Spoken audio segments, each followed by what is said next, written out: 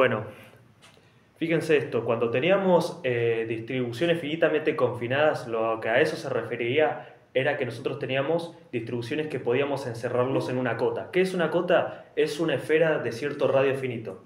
¿Bien? Entonces, si yo tengo distribuciones que las puedo encerrar ¿cómo se llama esto? En esfera de cierto radio finito, entonces yo puedo tomar la referencia en el infinito. Es lo que dice la teoría. Entonces, ¿cuáles son esos casos? Son los casos de un hilo finito, o por ejemplo una esfera, o también podría ser una partícula o un sistema de partículas.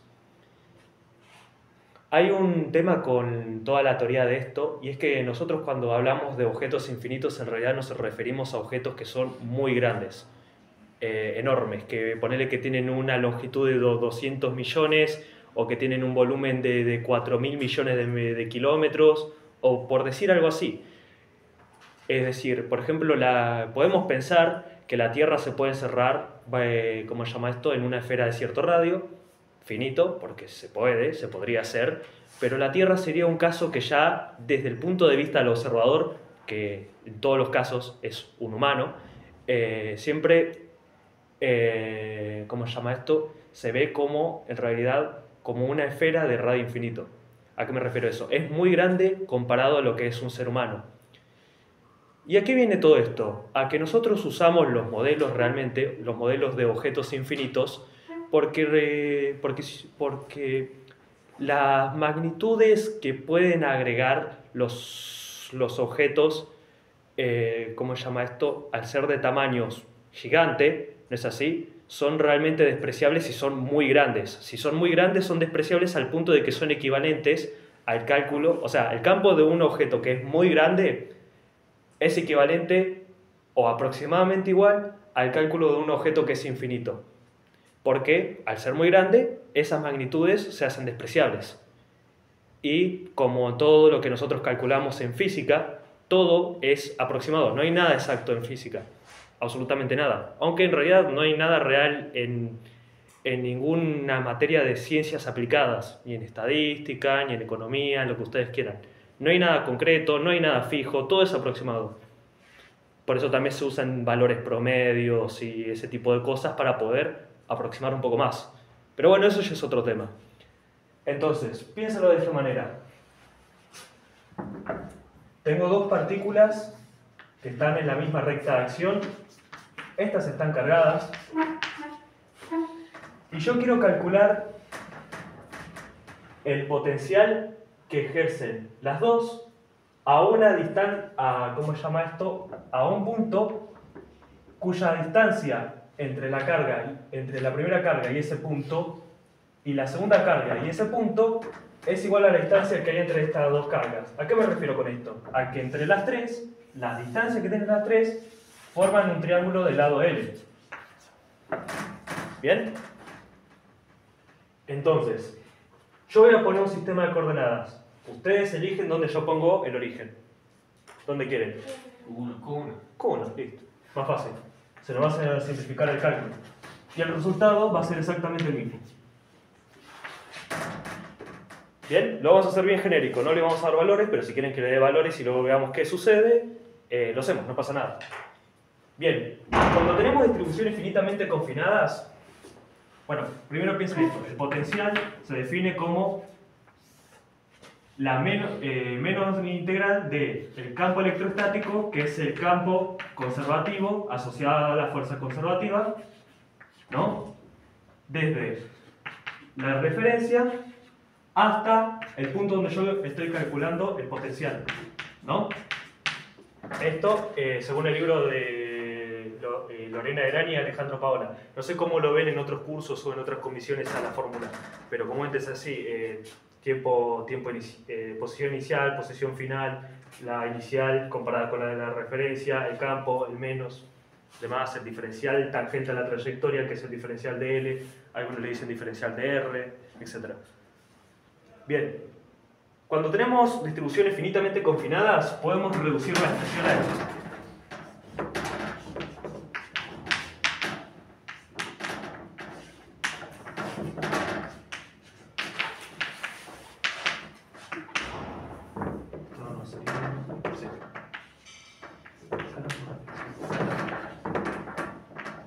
la integral de K por diferencial de Q sobre el módulo de R menos R'.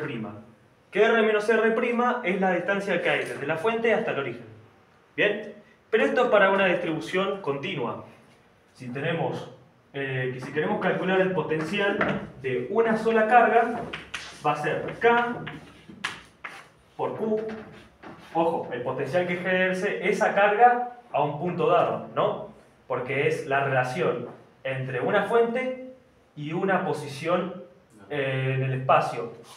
¿Y qué es lo que me dice eso? Que si yo pongo una carga en esa posición del espacio donde hay un potencial debido a otra carga, ¿no es así? Entonces, ¿qué se me va a generar?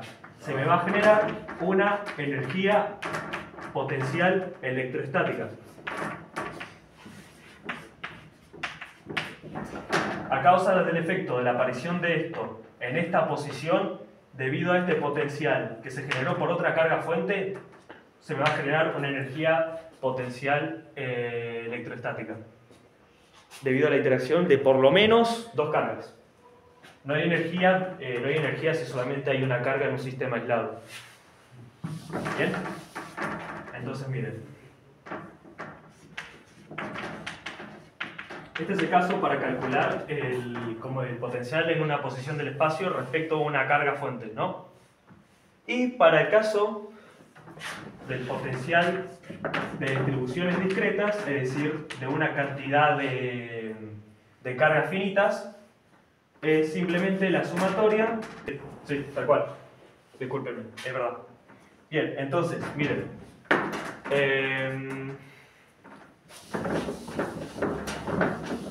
Nos vamos a quedar con esta fórmula, ¿no? Tenemos que la carga 1 y la carga 2 tienen la misma magnitud y signo. ¿Bien?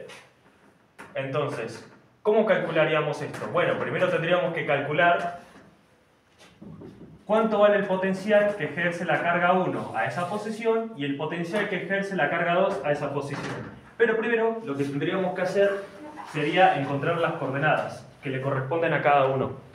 Entonces, miren, ¿cómo haríamos? Esta es 0, 0, la de la carga 1. La de la carga 2... L0. ¿Ah? L0. L0, exactamente. Y la de la carga 3, bueno, tiene, por propiedades simétricas tiene, claro, L sobre 2, ¿no? En X, y en Y no sabemos, pero lo podemos calcular gracias a que acá tenemos un triángulo rectángulo. Entonces, miren, tenemos un triángulo rectángulo de hipotenusa L y opuesto L sobre 2, ¿no?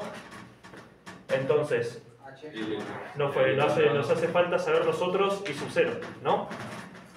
Entonces, ¿qué es el cateto adyacente? Entonces, L elevado a la 2 va a ser igual a I sub 0 más L dividido 2 sobre 2. Eso se entendió, ¿no? Bien, vaya. Entonces, ¿cómo nos va a quedar? Nos va a quedar L elevado a la 2 igual a I sub 0 más L elevado a la 2 sobre 4. Esto pasa restando por acá. Y esto es I sub 0. Saco factor común L elevado a la 2. ¿Se está grabando esa parte? Ah, sí. Está bien. Y me quedaría 1 menos 1 cuarto. Claro, sería 3 cuartos. De la clara. Ah, me olvidé de poner el cuadrado acá, disculpe. Acá, el cuadrado. Y ahora aplicamos raíz de ambos lados. Y al aplicar raíz de ambos lados vamos a tomar la parte positiva porque lo estamos tomando como magnitud. Entonces nos va a quedar raíz de 3, distribuyendo la raíz que es distributiva de multiplicación y división, ¿no? Nos va a quedar raíz de 3 sobre 2 por L. ¿Hasta ahí se entendió? Sí. Bien. ¿Te perdiste esa parte? No. Ah, bien, bien. Entonces nos va a quedar que la coordenada de la partícula respecto a la cual a donde nosotros estamos calculando el potencial electrostático va a ser L sobre 2 en X y en Y va a ser raíz de 3 dividido 2 por L. ¿Bien? Joya. Entonces miren, primero Esta sumatoria que nosotros tenemos acá es básicamente, o sea, en la que tenemos la del potencial total, es el potencial que ejerce la partícula 1 a esa posición, más el potencial que ejerce la partícula 2 a esa posición. ¿Bien? O sea, esta sumatoria resulta en esto, ¿no? Que se calcula en ambos casos con K por Q sobre R menos R', donde R es la posición de prueba y R' es la posición de la fuente. Y el módulo de la diferencia de estos dos vectores me da la distancia entre la fuente y la prueba. Voy a borrar acá. Voy a dejar solo esto y vamos a calcular el potencial 1. Bueno, fíjense, no, primero vamos a calcular el R menos R1, le vamos a llamar a la posición de la carga 1, ¿bien? Que es 0, 0. Entonces, si yo calculo la resta entre estos dos, ¿cuánto me va a dar? Me va a dar, ¿qué cosa? Si este es 0. L sobre 2. No estoy hablando de la diferencia, o sea, de la resta entre los dos vectores. ¿Cómo va? Si este es 0, R, listo. Entonces el módulo de esto va a ser el módulo de esto. Decime. ¿Tenés este resumen de reunión, chicos? Me olvidó pasar a buscar. Dale, perfecto. ¿Te tenés que ir? Sí, y una consulta para el lunes, ¿qué sería potencial del hilo finito, infinito, cilindro y del aro? Del aro, de la esfera. La esfera. Sí. Ok. Del aro es un caso raro. ¿Del disco? No creo. Listo, gracias. Nos vemos, que te vaya. Gracias. No,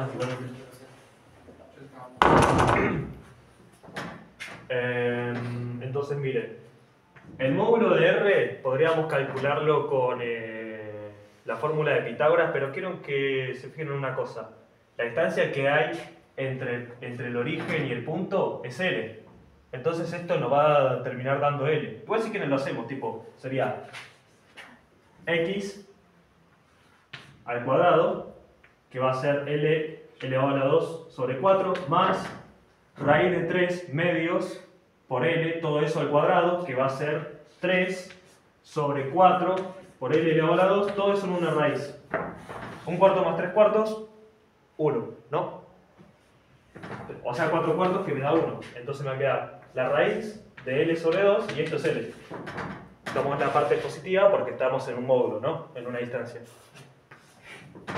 Así que de manera teórica, o mejor dicho, por análisis gráfico, lo podemos sacar y podemos justificarlo, o sea, textualmente, o también lo podemos hacer así, sacarlo de forma práctica. Bien, entonces, ¿cómo sería el potencial 1? Sería K por Q chiquita, que es el que es el valor de las dos cargas, dividido L. Fácil, ¿no? Bien. Y fíjense, es una magnitud escalar, porque el potencial es una función escalar. ¿Bien? Así como el campo y la fuerza son funciones vectoriales. Son vectores a los cuales, si yo le doy determinados valores, resultarán en determinados vectores. Bien, entonces, vamos a calcular el del potencial 2. Voy a borrar esto y me voy a guardar el resultado. Así como si fuese una computadora. K por Q chiquita, digo L, claro, tal cual. Lo guardamos para acá. Lo guardamos en la... No, en el disco. En el disco. Hacemos un swap. A ver. Entonces, vamos a calcular ahora el vector distancia que hay entre la prueba y la segunda fuente, que es la carga 2. ¿Bien?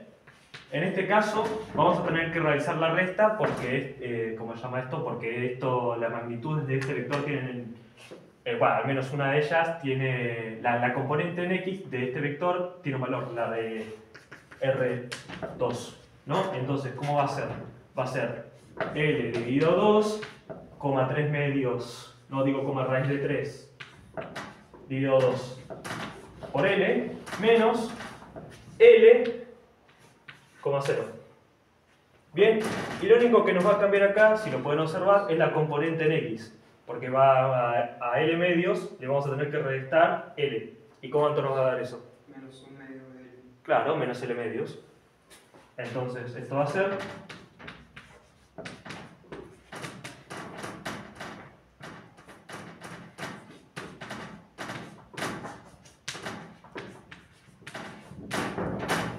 ¿no? Bien, ahora observen una cosa. Nos pasa lo mismo de vuelta. El módulo de la distancia entre R2 y R, es decir, esta posición de acá, es también L. Entonces, en forma analítica, nosotros podríamos justificar que el módulo del vector resta este es L, porque sabemos que es el módulo de esto. Es la distancia entre la fuente y la prueba. Pero también lo podemos hacer de forma práctica. Se me va a hacer un primo, lo paso a módulo directamente acá y lo hago. R menos R2 igual a la componente en X al cuadrado, L elevado a la 2 sobre 4, se me va el coso, claro, se me va el signo, más 3 dividido a 4, L elevado a la 2. Y la misma cuenta que habíamos hecho antes, un cuarto más 3 cuartos, 1. O 4 cuartos, que es lo mismo que 1, ¿no? Si multiplico algo, o sea, si agarro algo y lo divido por lo mismo, me va a dar 1. Entonces, el famoso elemento de identidad, ¿no? Me va a dar 1 por L elevado a la 2. Y esto es igual a L. Así que de forma práctica otra vez se verifica que la distancia es igual a L. Por lo tanto, el potencial 2 va a ser K por Q chiquita dividido L, ¿no? Porque la carga 2 también es igual a Q. Y la distancia que nosotros tenemos abajo, el módulo de la distancia, es L. ¿Son las dos iguales? Son las dos iguales, sí. En este caso porque las cargas son iguales y las distancias son iguales. El potencial depende de la carga y la distancia. Porque esto es una constante de proporcionalidad y siempre vale lo mismo, ¿no? Pero Q y L, como las cargas y la distancia son iguales y es del único que depende el potencial, entonces el potencial de ambos son iguales. Es por eso. Por razones teóricas y prácticas, es por eso. Entonces, simple, tengo que hacer la sumatoria de los dos y con eso saco el potencial de esas dos cargas fuentes respecto a esa posición de prueba. Entonces, ¿cuánto nos va a dar esto? Nos va a dar la sumatoria de los dos, que directamente 2 por K por Q chiquita sobre L. Ahora, esta sería la respuesta, pero yo le voy a poner algo adicional. Para que esté un poco más bueno. Vamos a darle un valor a Q, vamos a dar un valor a L, y vamos a ver lo que pasa si yo pongo una carga en esta posición. A Q chiquita le tengo que dar una carga más o menos grande porque es la carga de una fuente. Entonces le voy a dar, por ejemplo, qué sé yo, 5 por 10 a la menos 8 coulombs, por decir algo. El L lo voy a hacer valer 10 centímetros. Entonces, esto, si yo lo divido por 100, va a valer 0,1 metros, sería, ¿no? Sí. Sí, 0,1 metros. Bien. Entonces, ¿cuánto me valdría? Fíjense, va a ser 2 por 9 por 10 elevado a la 9 newtons por metros. No, sí, por metros al cuadrado sobre coulomb al cuadrado. Ahí está, sobre coulomb al cuadrado. Por la carga. Ah, disculpen que borre acá, si no tienen problema.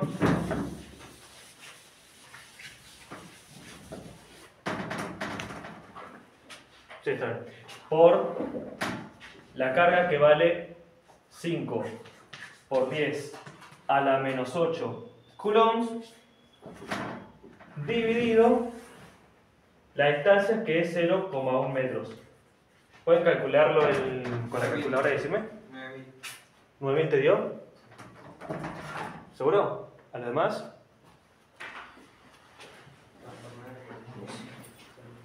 Igual tendría sentido. 2 por 5, claro, 10, 0,1. Sí, podría dar 9.000.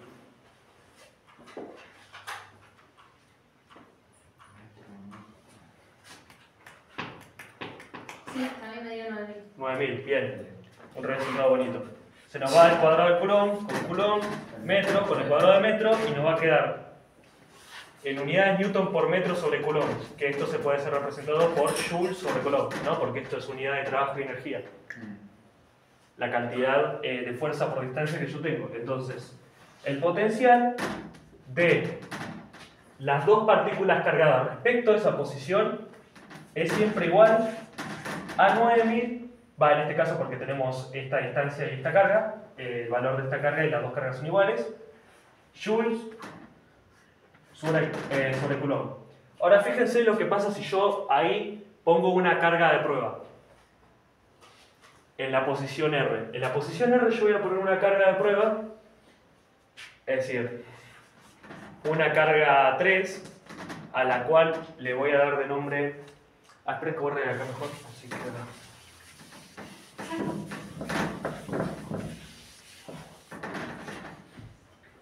La carga 3, que esta va a ser la de prueba, y le voy a poner un valor de 1 por 10 a la menos 12 coulombs. Que es lo mismo, sí, lo mismo que poner 10 a la menos 12 coulombs. Se me está ocurriendo ahora. Sí. Y este tiene la posición del punto de prueba, que es el de L sobre 2, 3 medios de L, ¿no? Entonces, lo que yo quiero hacer ahora, para que ustedes lo vean también, es calcular la energía que realiza este potencial de las dos cargas fuentes a esta posición de acá. ¿Y cómo se calcula eso? Bueno, fácil, es lo que yo les dije hace un par de minutos. ¿Cómo se calculaba la energía potencial electrostática?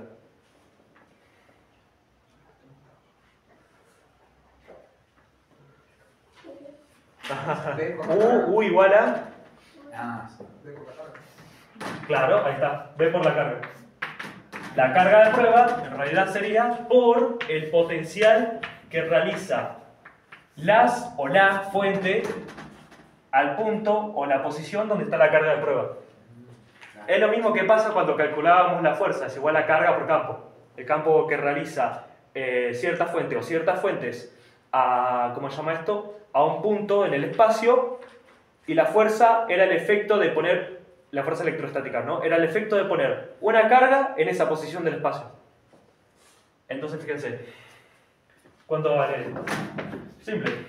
Tenemos la carga de prueba que vale 10 a la menos 12 coulombs. Y tenemos el potencial de las dos fuentes, que son Q1 y Q2, respecto a esa posición, que son 9000 joules sobre Coulomb. Coulomb se va con Coulomb, y esta cuenta me daría 9 por 10 a la menos 9. ¿Me daría eso, no? Creo que sí. ¿Da eso? ¿Lo calculaste? Ah, listo. Entonces esto sería 9 por 10 a la menos 9 joules. Y esta sería la respuesta de un posible segundo inciso de un ejercicio práctico o de un parcial un poco más misericordioso, digamos.